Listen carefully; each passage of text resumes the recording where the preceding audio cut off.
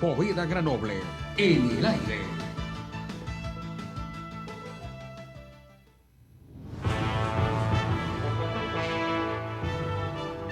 6 de la mañana con 32 minutos, 6:32 de este martes 6 de octubre del año 2020. Para quienes conformamos el equipo de Radio Atalaya, es un placer estar junto a ustedes compartiendo lo principal de la información del Ecuador y el mundo y, por supuesto, el análisis y la opinión aquí en su programa Cinemarra. Sean bienvenidos y bienvenidas también a quienes nos siguen a través de nuestras distintas redes sociales. Ya lo saben, Facebook, estamos como programa Cinemarres, también estamos en Twitter, en @Radio Atalaya, al igual que en Instagram. Permanentemente usted puede encontrar la información que se produce a cada momento en estas plataformas. Vamos a saludar para dar inicio a este programa a nuestro compañero Carlos Pacheco, quien está en la sala de controles, y conectados ya junto a nosotros están el licenciado Alcides Montilla y el sociólogo Stalin Poveda. Licenciado, ¿cómo está usted? Muy buenos días. Buenos días, Teresa. Buenos días a Stalin Poveda, el director del programa, y también saludamos a Carlos Julio Pacheco, que está en los controles de la radio. Y en primera línea tenemos que saludar indudablemente a la amable y extensa radio audiencia de Atalaya, que ya está en nuestra sintonía, no solamente en Guayaquil y en el Ecuador, sino en todo el mundo, que, como dijo Teresa, valiéndose de nuestras distintas redes sociales, nos están sintonizando aquellos ecuatorianos que están residiendo en el exterior o están de visita. Como siempre, a todos, gracias, muchas gracias por escucharnos. Reciban de nosotros un abrazo imaginario a la distancia, estimada Teresa. Claro que sí, vamos cuando son las 6 de la mañana con 33 minutos a escuchar el saludo del director de este espacio, el sociólogo Stalin Poveda Granoble, quien también le decimos muy buenos días. Buenos días ecuatorianos. Teresa, es un placer saludarla, de la misma manera a nuestro compañero Alcides Montilla y Carlitos Pacheco en los controles. El día de hoy vamos a hacer un análisis y le pido a nuestro compañero Alcides que nos preparemos para ver cómo avanza el calendario electoral y además analizar la circunstancia de la gestión pública en la administración de la justicia, sobre qué situaciones están hoy administrando justicia a los jueces. Realmente me ha llamado muchísimo la atención cuando un juez que lleva adelante y fiscales que llevan adelante la investigación sobre el reparto de los hospitales, sobre la venta de medicinas, ¿no?, iban acompañados de un fuerte resguardo policial. Y yo dije, ¿qué pasó? Han detenido a los jueces y a los fiscales, pero no había sido eso. Analizaremos esta situación. Lo que había pasado es que estos jueces y estos fiscales han sido amenazados de muerte por estas mafias corruptas que se investigan y han pasado a ser parte del sistema de protección de testigos, ¿no?, y de víctimas que lleva adelante la Fiscalía. Vamos a dar lectura entonces a los titulares de los medios impresos que traen en sus primeras planas estos titulares y de circulación nacional. Claro que sí, iniciamos este recorrido informativo con diario El Universo. La foto principal de este rotativo nos cuenta: Caicedo manda en el giro. El ecuatoriano Jonathan Caicedo protagonizó en las pendientes del Etna ayer una emocionante fuga y se adueñó de la tercera etapa. Es líder de montaña y segundo en la general, esto en el Giro de Italia. Así que un nuevo nombre, una nueva proeza de nuestros deportistas ecuatorianos que nos llena de orgullo y de alegría. Por otro lado, nos cuenta Diario El Universo en otras noticias no tan agradables. La flota china deja huella en los mares y evade controles. Diario El Universo, en una investigación conjunta con Moncabay Latam, identificó 140 barcos en la flota que navegó cerca de las Islas Galápagos. La magnitud de esta flota china y su cercanía a las islas prendieron las alertas mundiales. Recorre el Atlántico Sur y luego sube por Chile, Perú y el sur de Ecuador. En agosto, la Armada anunció que la escuadrilla constaba de 325 unidades. Se les acusa de evadir controles, contaminar y afectar a las especies. En otros temas, Fondo Monetario Internacional se acerca a los candidatos presidenciales.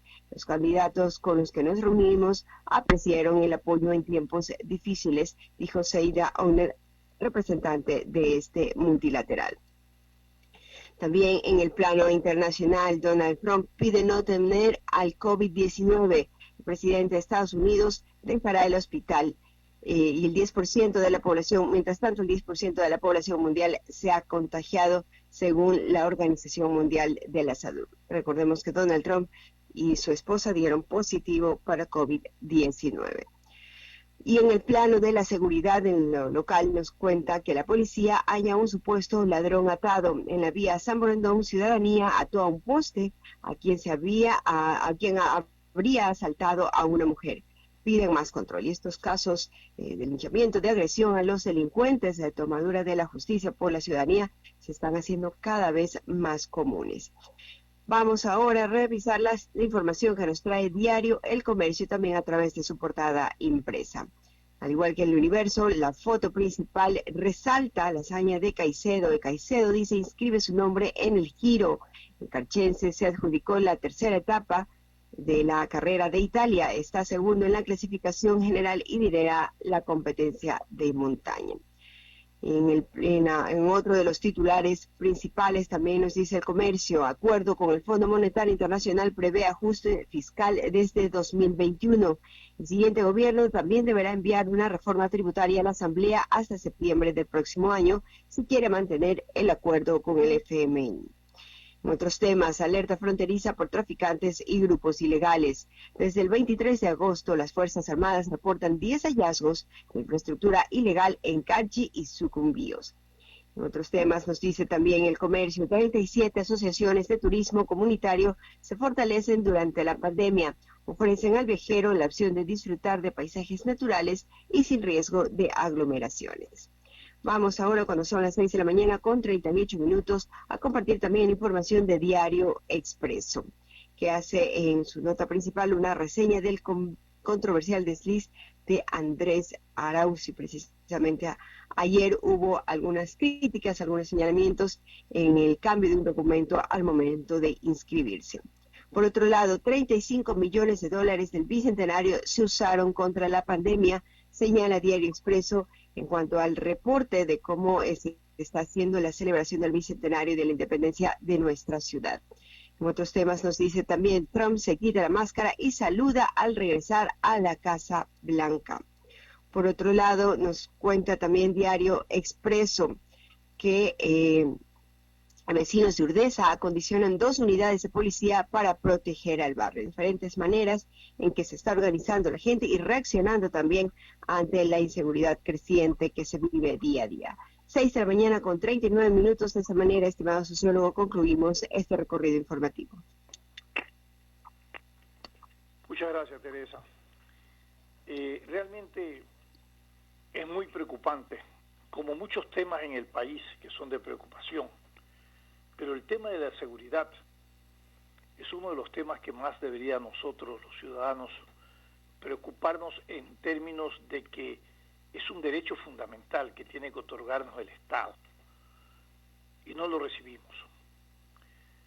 Pero este tema de inseguridad no solamente afecta al ciudadano común, la delincuencia, y la delincuencia común no ataca solamente a estamentos comunes, sino que hoy la delincuencia organizada ataca, amenaza, secuestra y asesina a administradores de la justicia. Es decir, que las bandas criminales de narcotráfico han tomado y han cooptado todos estos espacios de gestión y de administración pública a nivel de la justicia.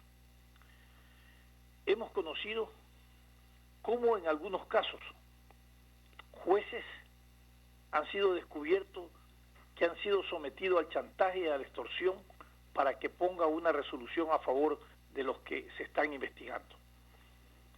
En otros casos, hay otros jueces que han aceptado la negociación y después posiblemente no cumplieron y han sido hasta asesinados.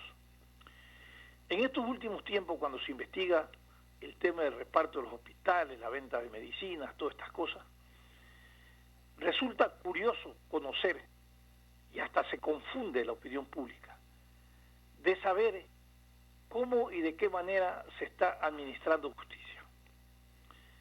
Donald Guerrero es uno de los jueces que lleva adelante una de estas investigaciones. Ha sido amenazado hasta de muerte, él, su familia y también algunos fiscales que también están en el proceso de la etapa previa de investigación. Y me llamó mucho la atención que estos jueces y estos fiscales caminaban con un gran refuerzo policial. Y entonces yo dije, han capturado a estos jueces, algún acto delincuencial están involucrados. Cuando tomé atención, se trataba de que tenían un resguardo policial y que por las amenazas que habían recibido, ¿no?, habían pasado a ser miembros de este programa de protección de víctimas y de testigos.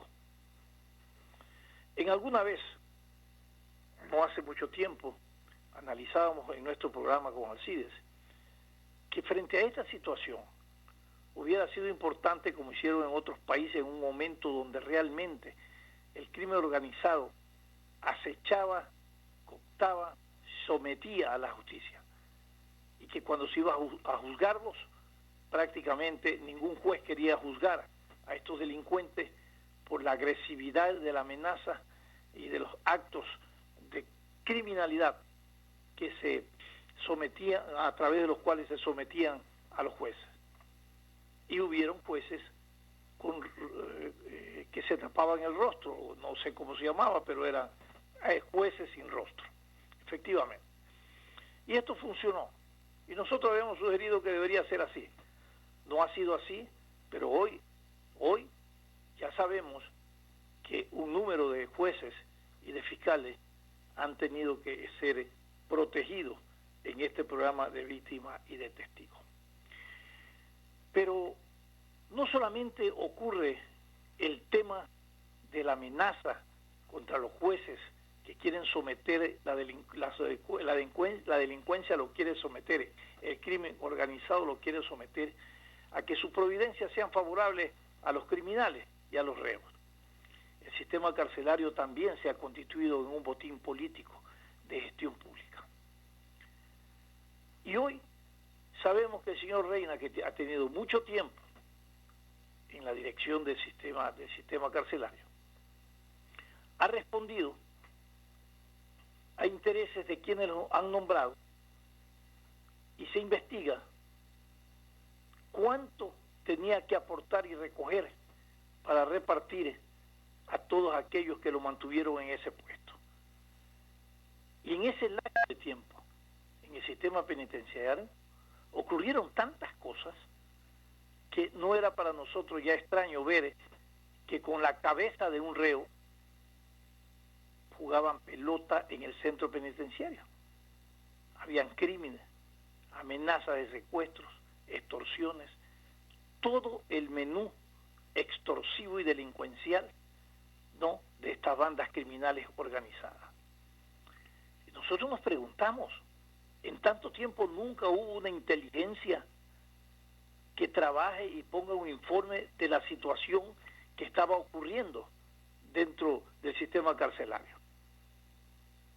Y ahí han asesinado a personas que fueron detenidas para investigación, a personas que no habían sido todavía, que estaban en proceso para su condena, como aquel que tenía que ver con las ventas y compras de las pruebas del COVID, este extranjero que fue asesinado y que había anunciado su muerte y que pedía protección.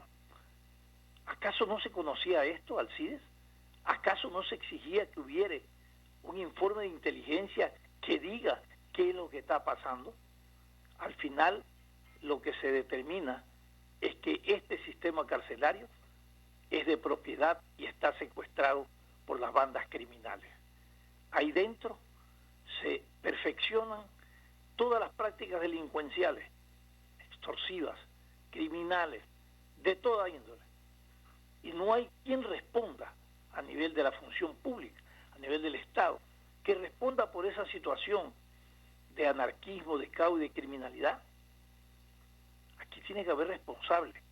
Hay que analizar esto desde la garantía que debemos de tener los ciudadanos. Porque hoy por hoy, imagínese usted, uno siempre dice que se castigue al criminal, a quien comete un delito, al cómplice, al encubridor. Correcto. Se los lleva a la cárcel y resulta que entre las mismas mafias que están involucrados se exterminan, se asesinan, entonces la investigación no continúa, se queda trunca. Y está la impunidad. Yo creo que hay que tomar más asunto en este tema carcelario, que es donde se reproducen todas las formas de impunidad, de criminalidad. Ahí se reproducen y se perfeccionan. Entonces, hay que decirle al Ministerio Público, señores, preocúpense por arreglar de una vez por todo el sistema carcelario en el país. ¿Qué falta? Faltan leyes, faltan recursos. ¿Qué falta? Falta infraestructura. Aquí se hizo una bonita infraestructura para acoger a aquellas personas que estaban detenidas o que habían estado por juicio y habían sido condenadas. El gobierno del expresidente Rafael Correa, en una confrontación con el gobierno local, no, la cerró. Y la dejó ahí. Ahora se está abriendo. ¿Qué hace falta? Pero más allá de lo que hace falta, lo que necesitamos saber los ciudadanos es que podemos confiar en un Estado, en un gobierno que tiene que proporcionarnos ese derecho fundamental. Tus comentarios, Alcides, sobre ese tema. Bueno, no se olvide usted que el gobierno ha dictado, creo que 2 estados de sección en las 48 cárceles que existen en el Ecuador. Y ahora, aparte de lo que usted anota, hay otro problema, el tema de el COVID, que también pues de una u otra manera afecta, porque se trata de gente que está pues agrupada, hacinada. La mayoría de las cárceles en el Ecuador fueron construidas, por decir, para 1000 y hay 4000, ¿verdad? Aparte pues de lo que, como dijo usted, la violencia que permanentemente existe en esas cárceles. Ahora nomás vemos que hay el director de la cárcel aquí en Guayaquil está pues comprometido con una serie de irregularidades, pero como alguien dijo, lamentablemente el tema de las cárceles no es un tema prioritario para el gobierno, ¿verdad? Muchos han dicho, bueno, debería ser un objetivo nacional, porque se trata de un sistema en donde están recluidos muchísimos ecuatorianos que deben de ser recuperados socialmente, humanitariamente, y que deben de ser devueltos a la sociedad de forma impecable para que ya no cometan más delitos. Pero esto es todo lo contrario, realmente, ¿no? Y todos los decretos ejecutivos que han expedido estados de sección, ¿verdad?, han fracasado, porque siguen los problemas, sigue la violencia, siguen las muertes, siguen los presupuestos bajísimos para la alimentación. En algún momento se construyeron cárceles, entre comillas, de alto control, pero vemos que las fugas se van por todos lados. Las deficiencias en las infraestructuras y en los servicios asimismo se van revelando a cada rato, y entonces el ciudadano que por motivo de mala suerte de su destino es recluido en una cárcel, no sale recuperado, sale peor. Entonces, volviendo al principio, de nada han servido pues las diferentes estados de sección, porque no se ha dado el dinero, punto 1. Punto 2, no se ha calificado el personal de guías. Ese es otro gran problema, el tema de las guías, los guías. Alguna vez se dice que había que construir una escuela de guías o de custodios penitenciarios, ¿verdad? Porque ellos son los que realmente van a manejar las cárceles. Y el tema salarios, que ese es otro. El tema salarios, ¿cuánto gana un empleado de una penitenciaría? Capaz de que no sea pues sobornado, pues.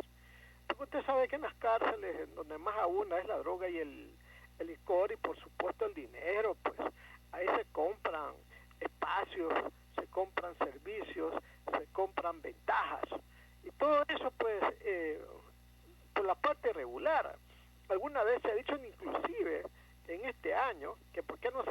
la empresa privada el manejo de las cárceles. Mire usted, estamos repasando una serie de situaciones que ocurren en las cárceles en el país. Mientras tanto, los choneros y los lagartos siguen pues, protagonizando las principales historias de violencia que tienen actualmente las cárceles desde el año 2008, para que se dé cuenta. Historias de crimen, y de violencia, no solamente de violencia. Claro. Desde el año 2008 tiene este problema, ¿ya?, aupándose en una serie de circunstancias e irresponsabilidades de parte y parte, ¿verdad? Entonces, ¿qué hacer? Alguien ha propuesto una verdadera reforma penitenciaria en el país, que no solamente pues se hagan cambios superficiales, sino cambios profundos, ¿verdad? Nadie. Todo queda en la teoría, hay que demandar. Todo queda en la teoría, porque cuando hay algún acto de violencia, lo primero es que dicen que vayan los militares a cuidarlas. Pero los militares no están encargados de esa función, pues. Claro. Los policías lo que tienen que hacer. No es que los presos no le hacen caso a los policías, a los militares sí, por el uniforme se los respeta. Pero esa no es la función pues, de los militares. Entonces, ¿en qué quedamos, Stalin, con este asunto de los presos? Yo creo, Alcides, que tus reflexiones son importantes y orientarlas en el sentido de que, señores, hay que hacer un sistema como es de ley o de leyes, un código orgánico, un código que vaya orientado justamente a regular y a establecer capacidades, eficiencias en el control del sistema carcelario en el país. No existe. Por lo tanto, debe ser la preocupación también de que esto se debata en la Asamblea Nacional y por lo general el tema de la seguridad. Exigir al Estado pues y a los gobiernos de turno que nos garantice ese derecho fundamental que es el que cada vez está ausente. Podríamos analizar rapidito cómo está el calendario electoral, Alcides. No sé si lo tienes, yo tengo 18 de septiembre al 7 de octubre, son inscripciones, ¿no es cierto? Hasta el 7 de octubre, inscripciones y calificación de candidaturas, ¿no es cierto? Sí, claro, sí. 31 de diciembre del 2020 al 4 de febrero de 2021, campaña electoral. Claro. Perfecto. 17 de enero al 2021, debate presidencial de primera vuelta. ¿Va a haber con todos los candidatos? En la primera vuelta sí, pues. Sí. Perfecto. Y también en la segunda vuelta con los finalistas. Perfecto. 21 de marzo del 2021, debate presidencial en la segunda vuelta. ¿Ya? Claro. Y el 14 de mayo de 2021, posesión de los asambleístas nacionales y parlamentarios andinos, y el 24 de mayo de 2021, posesión del binomio del ganador. Y ahí se termina todo el proceso electoral, sabremos quién es el nuevo presidente. Esperemos que nos depara como futuro en el país. Vamos con nuestros anunciantes. Ahora, rapidito, para finalizar este tema, Stalin. Del 7 de octubre, que es el último día previsto para las inscripciones, ya sería del 8 de octubre al 30 de diciembre, habrán pues los procesos de apelación, de impugnación de los candidatos, etcétera, etcétera. Ese es un trabajo que tiene que hacerlo el Consejo Nacional Electoral en los candidatos nacionales y los consejos electorales provinciales en el caso de los provinciales. Eso es lo que hace falta porque hay un espacio, ¿verdad?, que no se sabe qué va a pasar, que es el del 8 de octubre al 30 de diciembre, y son bastantes días. Eso es dedicado a estas cosas, a estos menesteres, a resolver impugnaciones y apelaciones por parte de los candidatos y candidatas a las diferentes dignidades. Eso nomás. Perfecto. Gracias, Alcides. Teresa. Claro que sí, toda la información de estas fechas, de estos procesos, usted la tiene de primera mano aquí en Radio Atalaya. Antes de irnos a una pausa comercial, les comentamos que la Municipalidad de Guayaquil y la Empresa Municipal de Agua Potable y Alcantarillado, EMAPAC, realizarán el día de hoy una visita de avance de obra emblemática de la ciudad. Esta es a la planta de tratamiento de aguas residuales Las Esclusas. Este recorrido se hará el día de hoy a las 8 de la mañana en Las Esclusas, en la avenida Raúl Clemente Huerta. Importante información también de cómo en este mes importante para nuestra ciudad se está realizando ya el avance de obras emblemáticas para los ciudadanos. 6 de la mañana con 56 minutos, nos vamos a ir a una pausa comercial, pero enseguida regresamos con más de Sin Amarres. Este es un programa de opinión, categoría O, apto para todo público. El siguiente es un espacio publicitario apto para todo público. En UTE, creemos que el futuro está en manos de nuestros estudiantes y agregar valor a sus vidas está en las nuestras. Con una educación práctica y moderna, creando experiencias únicas, formando líderes y sobre todo, que disfruten el camino. Doctor Galo Cabanilla, Canciller UTE. Los invito a la UTE porque el éxito es el resultado de hacer lo que te apasiona. Despierta tu pasión y descubre tu mejor versión. ute.edu.es. Estar al día en el pago del servicio de agua potable tiene recompensas. Interagua premia tu puntualidad con sorteos mensuales de tablets y miles de megas para que puedas navegar en Internet. Los pagos que realices por canales virtuales duplican tus posibilidades de ganar. Y si lo haces por medio de la aplicación móvil de Interagua, tus oportunidades se multiplican por 3. Gana tablets y megas todos los meses. Y participa también en el gran sorteo de lavadoras, cocinas y refrigeradoras que se realizará en diciembre. Recuerda que para participar solo necesitas estar al día en tus pagos mes a mes. Interagua, siempre contigo. Los bomberos de Guayaquil continuamos cuidando de esta ciudad. Ha llegado el momento de que nos ayudes a proteger a tu familia. Lávate las manos constantemente. Infórmate solo de fuentes oficiales. Recuerda que si tienes una emergencia, debes llamar al 911 y te ayudaremos. Cumplir las medidas de seguridad previene el contagio. Este es un mensaje del Benemérito Cuerpo de Bomberos de Guayaquil. Autorización número 0008, CNE, Elecciones Generales. Esto aún no termina. Por eso, siempre uso mascarilla en el bus. Mantengo distancia y desinfecto mis manos cuando llego a mi destino. No te confíes. El estado de excepción terminó, pero la pandemia sigue. Manos, mascarilla, distanciamiento y preocuparse de que todos cumplan las medidas de seguridad. Alcaldía de Guayaquil. Guayaquil, ciudad guerrera, se levanta de todo mal. Con el agua que cuidamos, nuestros días brillarán. Y en los momentos más duros, trabajamos con seguridad. Siempre seremos solidarios, el agua siempre llegará. La Alcaldía de Guayaquil y EMAPAC, trabajando por un Guayaquil que sueña en grande. Esto aún no termina. Por eso le digo a mi nieto que para jugar pelota siempre debe usar mascarilla. Y cuando vuelve, hago que se limpie para entrar a casa. No te confíes. El estado de excepción terminó, pero la pandemia sigue. Manos, mascarilla, distanciamiento y preocuparse de que todos cumplan las medidas de seguridad. Alcaldía de Guayaquil. Fin del espacio publicitario. Usted está escuchando un programa de opinión, categoría O, apto para todo público. Sin amarres, una mesa de diálogo donde sobresalen los temas de mayor interés social, económicos y políticos del país. Sin amarres, bajo la conducción del sociólogo Stalin Poveda Granobles. En Sin Amarres, le damos la bienvenida al invitado de hoy.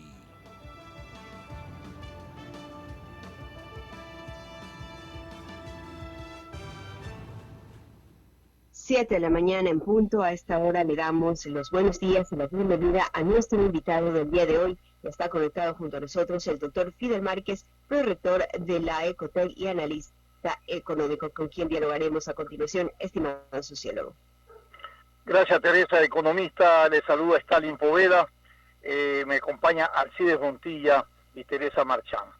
El día de hoy queremos compartir con ustedes un análisis sobre la trascendencia e importancia de la renegociación de la deuda, los dineros que han ingresado. Se dice que este es históricamente uno de los momentos de negociación con el Fondo Monetario Internacional y con los préstamos más grandes y más importantes.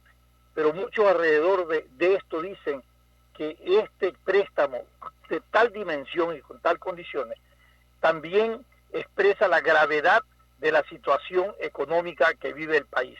¿Cuál es su concepto, cuál es su lectura respecto a la utilidad de este préstamo y el beneficio que podría traer para la estabilidad económica o para la estabilidad financiera dentro del país. Buenos días y bienvenidos. Buenos días, Stalin, Teresa y Alcides. Evidentemente que esta es la crisis más grande que ha sufrido el Ecuador, y para solamente dar un dato, en el trimestre pasado la economía ya decrece en números por encima del 12%. Entonces nosotros acá ya estamos viendo la magnitud y que se espera que en el año tengamos un decrecimiento en la economía por encima del 10% amplio. Entonces, con esta situación, si nosotros analizamos la magnitud de la crisis, que además no es solamente en el caso ecuatoriano, sino también a nivel mundial. Nosotros teníamos anteriormente un préstamo previsto con el Fondo Monetario que se redujo y que fue paralizado. Recordemos que nosotros íbamos a recibir del Fondo Monetario en el préstamo anterior un poco más allá de 4.000 millones de dólares, y se cambió por este de 6.500 millones de dólares, que eso representa, de acuerdo a lo que está estipulado en el Fondo Monetario Internacional, y que es un préstamo excepcional, de acceso excepcional como se le llama, y 661% más de lo que debimos haber recibido en condiciones normales en derechos especiales de giro, es decir, la cuota que nos corresponde como país.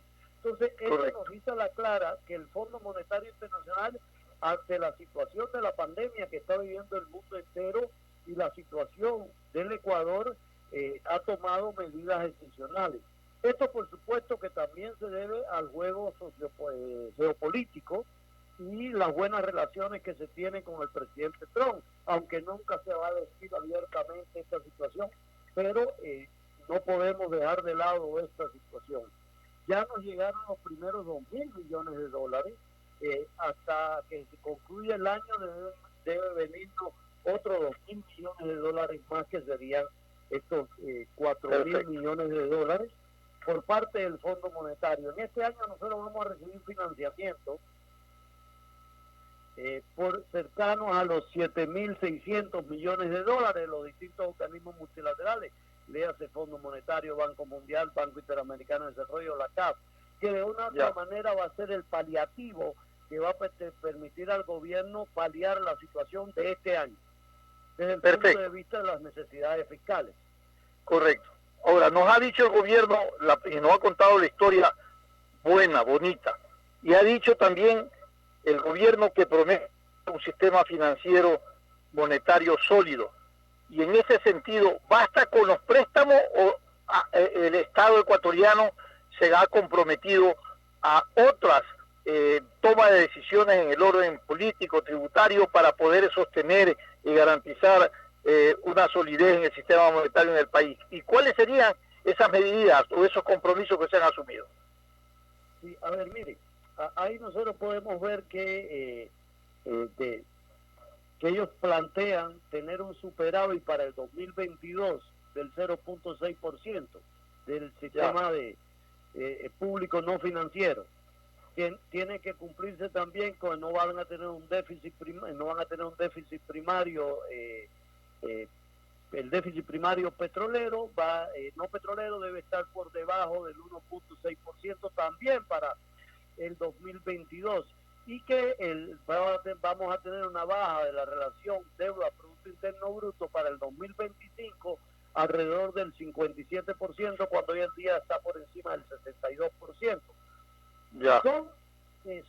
Son objetivos no tan drásticos como tradicionalmente la gente estaba acostumbrado a ver las medidas del Fondo Monetario, pero esto tiene que ir acompañado de medidas donde, por ejemplo, se le devuelva al Banco Central del Ecuador determinados niveles de autonomía que fueron perdiendo en la década anterior, en el gobierno anterior. Mejorar la situación de la gobernanza Banco Central. Por tanto, esto tiene que ir a procesos de transparencia dentro del Banco Central y acá tendría que haber un proceso de auditoría del Banco Central. Entonces, ahí se empiezan a vislumbrar ya medidas relacionadas con el comportamiento del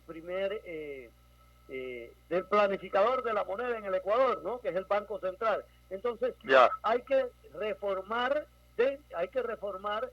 al Banco Central y devolverle funciones y autonomía que le fueron quitadas en el gobierno anterior.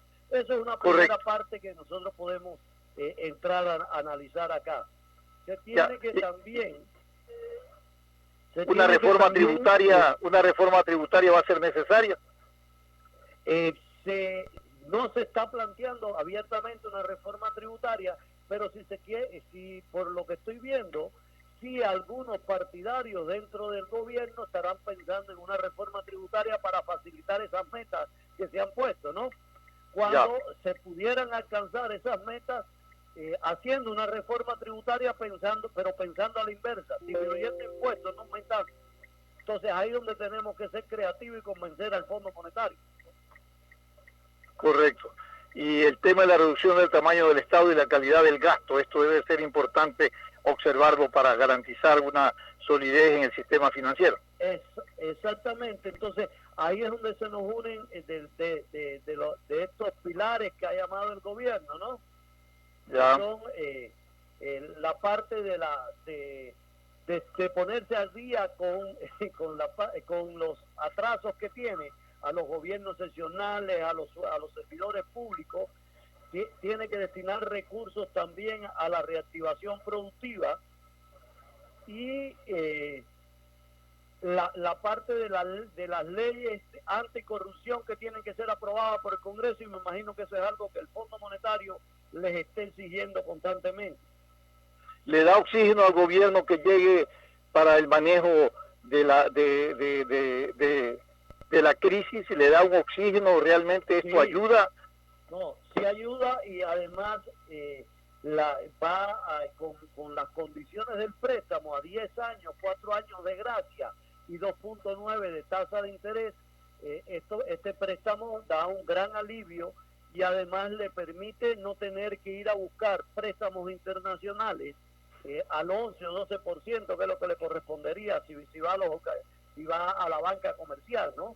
O si coloca papeles en el mercado de la deuda. Claro, y la otra pregunta que se hace el concierto económico es ¿cuáles son los recursos y los ingresos que en estos 10 años debe de explotar o debe de tener el gobierno ecuatoriano para cubrir los compromisos? Porque finalmente seguimos con los ingresos de petróleo, los ingresos tributarios, ¿no? Y nada más, esas son las fuentes de financiamiento. ¿De dónde van a venir los dineros para pagar estos compromisos?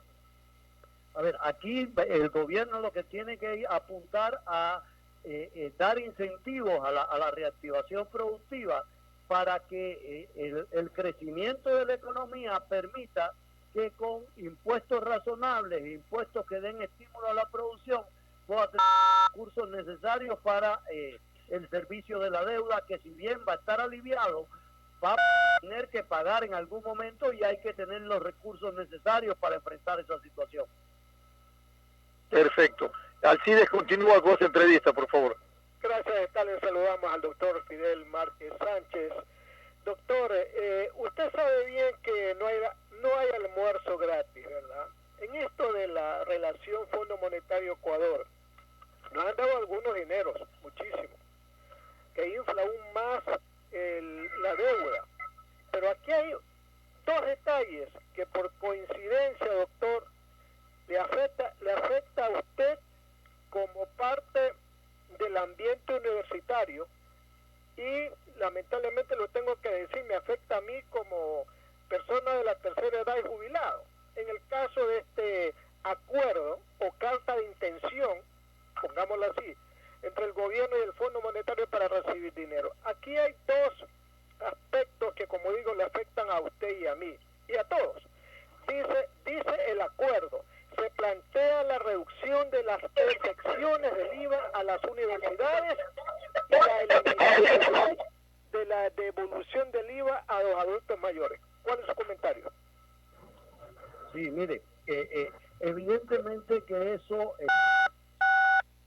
si usted tiene planteado, y eso es una de las partes de la reforma que se está planteando por parte de algunos analistas y del Fondo Monetario, que es la reducción o eliminación del IVA para universidades y adultos mayores. Esto evidentemente que traería como consecuencia que disminuyeran recursos por parte de instituciones. Y acá a los hechos que nos estamos enfrentando es que entonces al adulto mayor le tienes que lo vas a tener que incluir dentro de aquella familia que estás diciendo que vas a poner beneficios monetarios como parte de esas 500.000 familias que vas a aumentar en beneficios que estás otorgando. Entonces, estás haciendo algo que es engañarte a ti mismo, ¿no? En cuanto a decir, le quito al adulto mayor y le pongo a 450.000 familias esta ayuda monetaria. Entonces, estás engañándote en ese sentido. Yo creo que ahí tendría que darse mejor la atención por esta vía a los adultos mayores, que mantenerle esa situación, y a las universidades. El gasto en las universidades del IVA está destinado fundamentalmente para el desarrollo y compra de tecnología o bibliografía o infraestructura, que es en beneficio de poder atender a casi 1 millón de jóvenes que no tienen acceso actualmente a la educación superior. Entonces, estás creando, y aquí donde yo digo que hay que entrar a analizar qué es mejor, qué beneficio es el mejor, y buscar por otro lado esos recursos que va a necesitar o atentar contra el desarrollo y el bienestar de determinados segmentos poblacionales. Doctor, otro tema, porque aquí hay mucho que preguntar, pero no alcanza el tiempo. Otro tema, mire, usted sabe bien que en el gobierno anterior hubo mucho dinero que se votó, no digo malamente, se votó al mercado, ¿no? Y hubo un crecimiento desde el punto de vista del consumo. No hubo crecimiento desde el punto de vista de la inversión, como se debe hacer.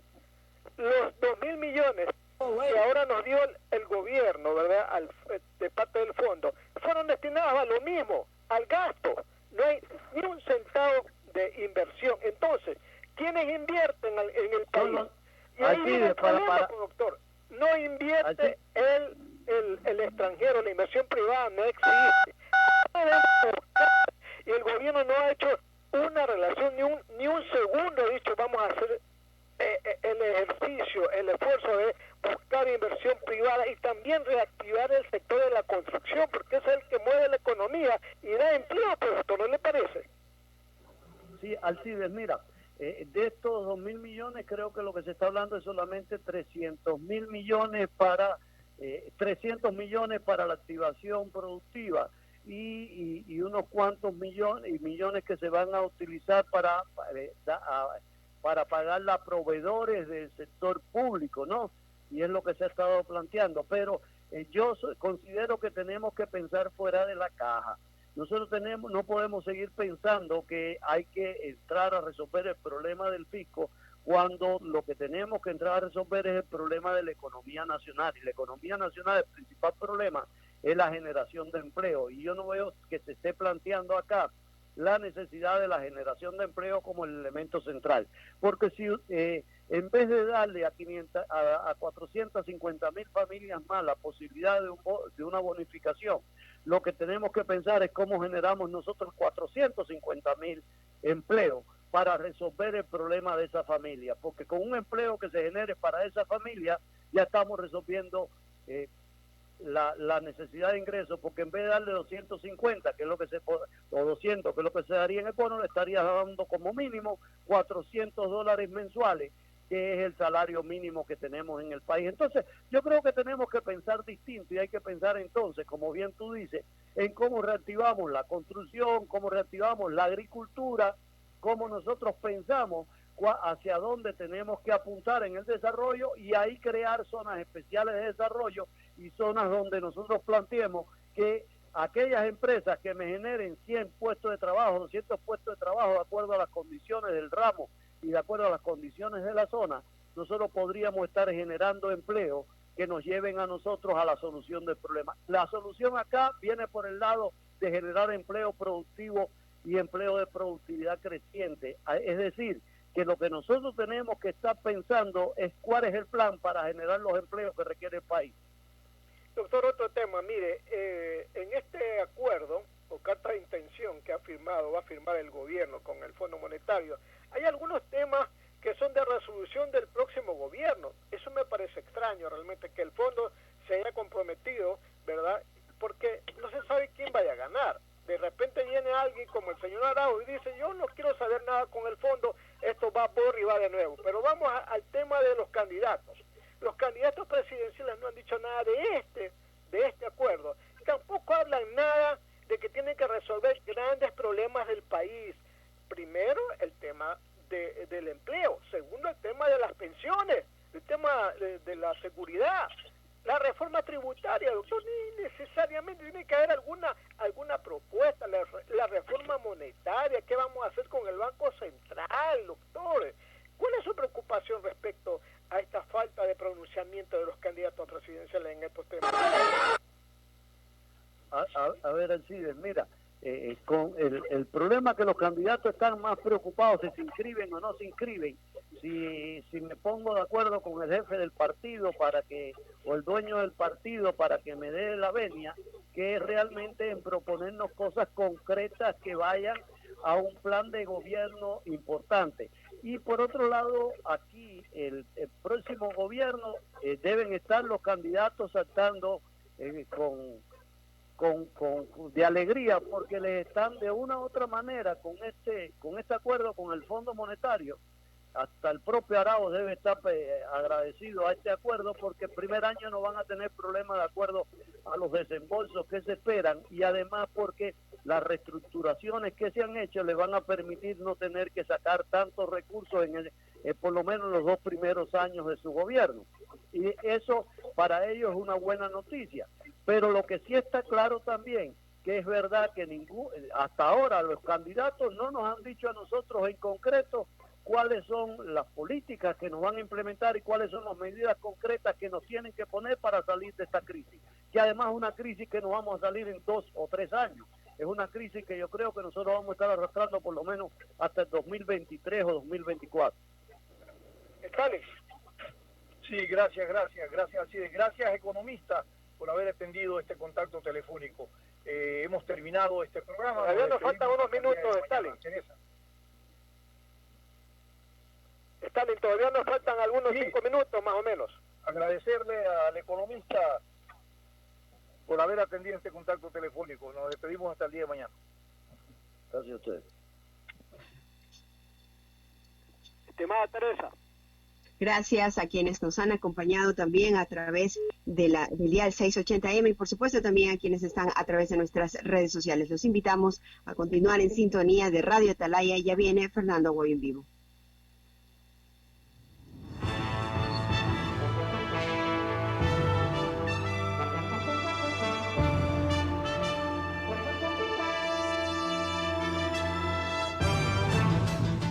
Sin amarres.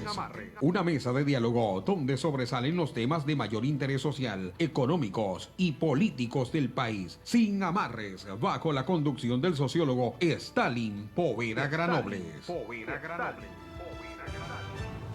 Este es un programa de opinión, categoría O, apto para todo público.